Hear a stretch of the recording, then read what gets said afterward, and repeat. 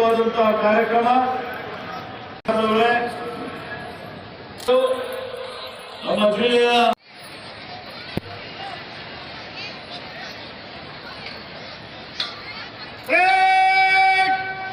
ರಾಷ್ಟ್ರೀಯ ವಂದನಾ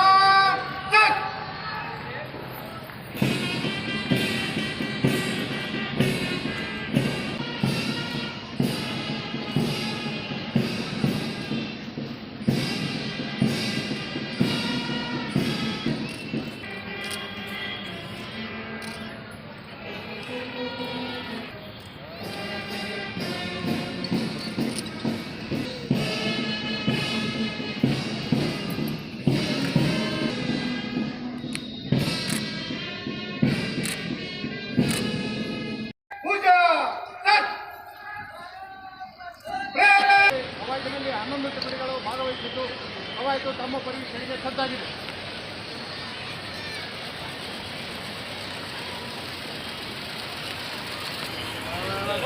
ವಿವಿಧ ತುಕಡಿಗಳಿಂದ ಗೌರವ ವಂದನೆಯನ್ನು ಸ್ವೀಕರಿಸಲು ಸನ್ಮಾನ್ಯ ಜಿಲ್ಲಾ ಉಸ್ತುವಾರಿ ಸಚಿವರು ಹಾಗೂ ಅರಣ್ಯ ಜೈವಿಕ ಮತ್ತು ಪರಿಸರ ಹಾಗೂ ಪರಿಸರ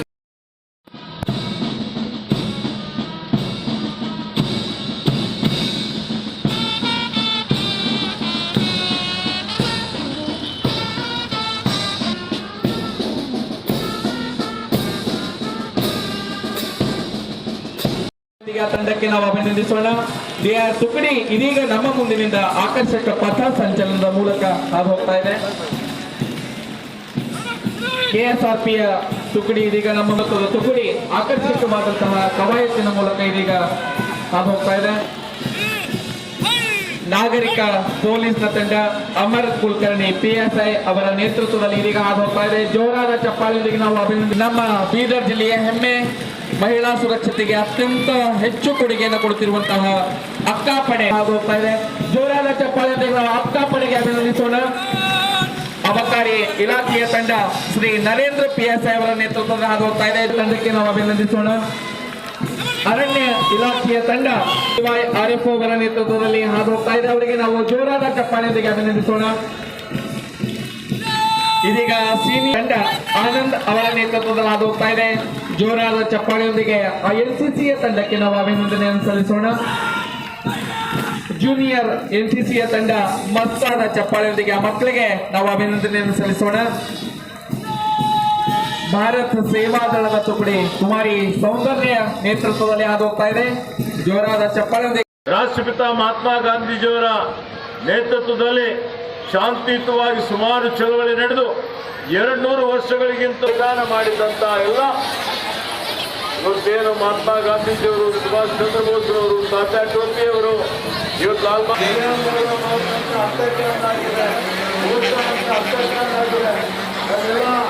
ಇವತ್ತು ಏನು ಈ ದೇಶವನ್ನು ಒಗ್ಗೂಡಿಸುವಂತ ಇಡೀ ಜಗತ್ತಿಗೆ ಮಾದರಿಯಾದಂತ ಆದರ್ಶವಾದಂತ ಈ ಸಂವಿಧಾನವನ್ನು ಕೊಟ್ಟಿದ್ದಾರೆ.